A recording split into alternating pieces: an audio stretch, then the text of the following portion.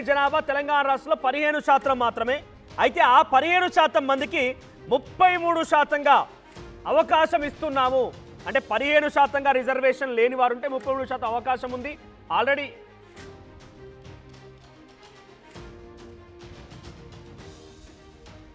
Right. So ప్రస్తుతానికి court తీర్పు ఇవ్వడం తెలుస్తోంది. మధ్యంతరంగా దీనిపైన ఈ జీవో పైన స్టే విధించినట్టు తెలుస్తోంది. మరి జీవో పైన స్టే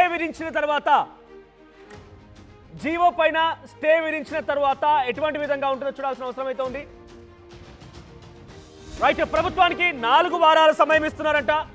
ప్రభుత్వానికి 4 వారాల సమయం ఇస్తూ ఈ మధ్యంతర జీవో పైన మధ్యంతరంగా స్టే ఇచ్చినట్టు తెలుస్తోంది. ప్రభుత్వం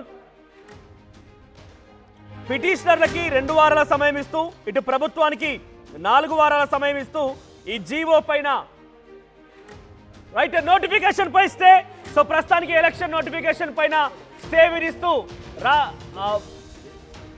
రాష్ట్ర హైకోర్టు నిర్ణయం తీసుకుంది. ఎలక్షన్ లేనట్టే, ఇక ఎలక్షన్స్ కి బ్రేక్ పడింది. జీవో పై హైకోర్టు స్టే ఇచ్చింది. జీవో నెంబర్ 9 పైన హైకోర్టు స్టే ఇస్తూ నిర్ణయం తీసుకుంది. సో ప్రస్తుతానికి రిజర్వేషన్ లో జీవో నెంబర్ 9 పైన హైకోర్టు స్టే ఇచ్చింది. సో బిగ్గెస్ట్ బ్రేకింగ్ న్యూస్ గా చూడాలి. Very first RTV very first గా 4 వారాలు వాయిదా వేస్తూ హైకోర్టు తీర్పునిచ్చింది. జీవో నెంబర్ 9 పైన హైకోర్టు స్టే విధించింది. స్థానిక ఎన్నికల నోటిఫికేషన్ పైన స్టే పడింది. ఇక నామినేషన్లు లేవు, ఏమీ లేవు. 4 వారాల వాయిదా వేస్తూ హైకోర్టు తీర్పునిచ్చింది. సో దానికి సంబంధించి బిగ్గెస్ట్ బ్రేకింగ్ న్యూస్ చూస్తున్నాం. సో ఏదేమైనా స్థానిక ఎన్నికలకి ఫుల్ స్టాప్ పడిందని చెప్పాలి. మరి ఇప్పుడు ఈరోజు ఆల్రెడీ నామినేషన్ల ప్రక్రియ మొదలైంది. రాష్ట్ర వ్యాప్తంగా నామినేషన్లు జరుగుతూ ఉన్నాయి. అంతలోనే ఈ నామినేషన్లకు సంబంధించి ఒకసారిగా స్టే పడింది. స్థానిక ఎన్నికలకు సంబంధించిన నోటిఫికేషన్ పై హైకోర్టు స్టే విధించడం మనం చూస్తున్నాం. బిగ్గెస్ట్ హ్యాపీగా చూడాలి. సో మీలో ఎవరైనా ఈ స్టే పైన అంటే నామినేషన్లు నిలిపివేయడం పైన ఆర్టీవీతో మీ వ్యూస్ పంచుకోవాలనుకుంటే కింద కనబడుతున్నటువంటి ఆ నెంబర్స్ కి కాల్ చేసే ప్రయత్నం చేయండి. సో స్థానిక ఎన్నికలకి హైకోర్టు స్టే విధించింది. నాతో పాటుగా మరికొంతమంది గెస్టులు కూడా ఉన్నారు ఆర్టీవీ స్టూడియోలో, మాట్లాడదాం. సో ముందుగా బీఆర్ఎస్, మీరు హైకోర్టు స్టే విధించడం ఎలా చూస్తారు? హైకోర్టు ఆల్రెడీ నోటిఫికేషన్ కంప్లీట్గా స్టే విధించింది. 4 వారాల్లో కౌంటర్ వేయాలని సర్కార్కి ఆదేశాలు జారీ చేసింది. ఎలా చూస్తారు? దీనికి ప్రధాన కారణం ద్వంద్వ వైఖరి వహించినటువంటి కాంగ్రెస్ పార్టీకి మాత్రమే.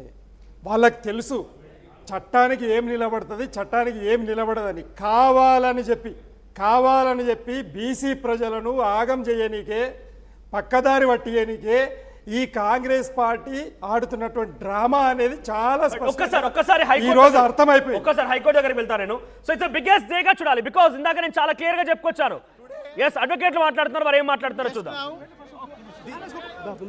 Just now, the Honorable High Court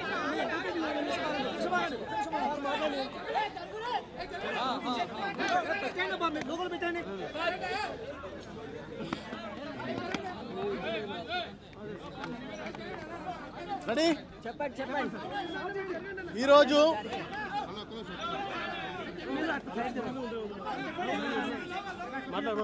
ఈరోజు అత్యున్నతమైన న్యాయస్థానము హైకోర్టు నందు లోకల్ బాడీస్ పంచాయత్ ఎలక్షన్స్ కొరకు ఎలక్షన్ నోటిఫికేషన్ ఈరోజు నిన్న రాత్రి విడుదల చేయడం జరిగింది. జీవో 9ని ఛాలెంజ్ చేసుకుంటూ ఎంబీసీలు, most backward communities plus support చేసుకుంటూ ప్లస్ ఆపోజ్ చేసుకుంటూ వివిధ పార్టీలు హైకోర్టును సంప్రదించడం జరిగింది. అత్యున్నత న్యాయస్థానము 2 రోజులుగా ఈ మ్యాటర్ని చాలా క్లుప్తంగా విని సుప్రీంకోర్టు నుండి జడ్జిలు, కర్ణాటక హైకోర్టు నుండి జడ్జిలు, ఇక్కడ మన అడ్వకేట్స్, ఇక్కడ గౌరవనీయులైన అడ్వకేట్ జనరల్ గారు అందరి వాదనలు విని ఇప్పుడే ఒక 2 minutes 1 second బ్యాక్ 4 weeksకు మ్యాటర్ని అడ్జర్న్ చేసింది. 4 weeks వరకు ప్రభుత్వము వారి యొక్క కౌంటర్ని దాఖలు చేయాలి. దాని తర్వాత 2 weeksలో అన్ని పార్టీలు దానికి రిప్లై దాఖలు చేయాలి. చేసిన తర్వాత మ్యాటర్ని హియరింగ్కి తీసుకుంటుంది. అంతలోపట ఎలక్షన్ని స్టే చేసుకుంటూ అత్యున్నతమైన న్యాయస్థానం ఇప్పుడే తీర్పు ఇచ్చింది. సో ఎలక్షన్ను స్టే అయినాయి. నేను most backward communities, BC most backward communities నుండి మేము పిటిషన్ వేసడం జరిగింది. నిన్న మా ఆర్గ్యుమెంట్స్ని మేము అడ్వాన్స్ చేసినాము. మోస్ట్ వర్నలైజ్డ్ అంటే కింద ఉన్న బ్యాక్వర్డ్ కమ్యూనిటీస్, రజక కానీ, నాయి బ్రాహ్మ కానీ, కుమ్మరి కానీ, బెస్త కానీ, వడ్డర్ కానీ ఇట్లాంటి కులం వాళ్ళకు ఈ 42% రిజర్వేషన్లో భాగం చేయాలి, వాళ్ళకు స్థానాలు ఇవ్వాలని మా యొక్క విన్నపము. 42% రిజర్వేషన్ని మేము సపోర్ట్ చేస్తున్నాము. సపోర్ట్ చేసుకుంటూ అందరూ బీసీ వర్గాలందరూ ఏకతాటి మీద ఏదైతే యునానిమస్గా పాస్ చేసిన బిల్లు ఇంక్రీజ్ చేయడానికి బీసీ రిజర్వేషన్ని 24% నుండి 42% ఏదైతే ప్రభుత్వం చేసిందో ఆ 42% రిజర్వేషన్ని మేము సపోర్ట్ చేస్తున్నాము. ఆ సపోర్ట్ చేసుకుంటే మేము వాదనలు వినిపించుకుంటేనే మా యొక్క మోస్ట్ బ్యాక్వర్డ్ కమ్యూనిటీస్కి దీంట్లో భాగం ఇవ్వాలి. ప్రజాస్వామ్యం వచ్చి 75 సంవత్సరాలు అయినాయి. కొన్ని కమ్యూనిటీలకు ఇప్పటివరకు ఎమ్మెల్సీ లేరు, ఎమ్మెల్యే లేరు.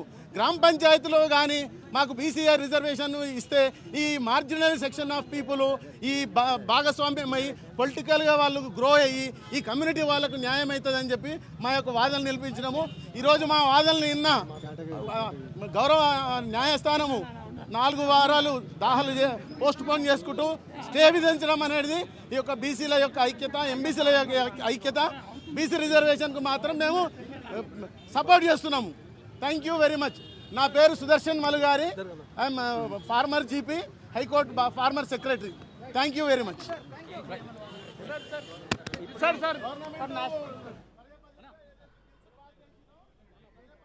రైట్. సో ప్రస్తుతానికైతే ఎన్నికలకు సంబంధించి స్టే విధించారు. అంటే ఈరోజు మొదటి ఫేజ్ సంబంధించి జెడ్పీటీసీ, ఎంపీటీసీ ఎన్నికలకు సంబంధించి నామినేషన్లు మొదలైనా కూడా ఇదొక బిగ్గెస్ట్ డిసిషన్గా చూడాలి. ఎందుకంటే ఇప్పటి వరకు ఏ రాష్ట్రంలో కూడా ఒక్కసారి నోటిఫికేషన్ విడుదలైన తర్వాత దాన్ని స్టే విధించినట్టుగా దాఖలాలు లేవు. So for the first time ఒక ఎన్నికల షెడ్యూల్ని స్టే విధించినటువంటి ఒక తీర్పు, సంచలనమైన తీర్పు మనం చూస్తాం తెలంగాణ హైకోర్టు నుంచి. సో అడ్వకేట్ బయటకు వచ్చి మాట్లాడుతున్న మాటలు మనం చూస్తాం. 4 వారాలు రాష్ట్ర ప్రభుత్వానికి అవకాశం ఉంది కౌంటర్ దాఖలు చేయడానికి. 2 వారాలు అటు పిటిషన్ తరఫున ఎవరైతే వాదనలు వినిపించారో వాళ్ళకి అవకాశం ఉంది వాళ్ళ కౌంటర్ ఇవ్వడానికి. సో ఏదేమైనా ఒక బిగ్గెస్ట్ డెసిషన్గా చూడాలి. ఒక ఎన్నికలు స్టే విధించడం అనేది నాకు తెలిసి 29 రాష్ట్రాల్లో ఫర్ ది ఫస్ట్ టైం అనుకుంటా. ఎన్నికలు జరిగిన తర్వాత దాన్ని కౌంటర్ చేస్తూ రద్దయిన సందర్భాలు మహారాష్ట్రలో జరిగింది. కానీ ఎన్నికల షెడ్యూల్కి సంబంధించి నోటిఫికేషన్ విడుదలైన తర్వాత స్టే అనేది మొదటిసారి.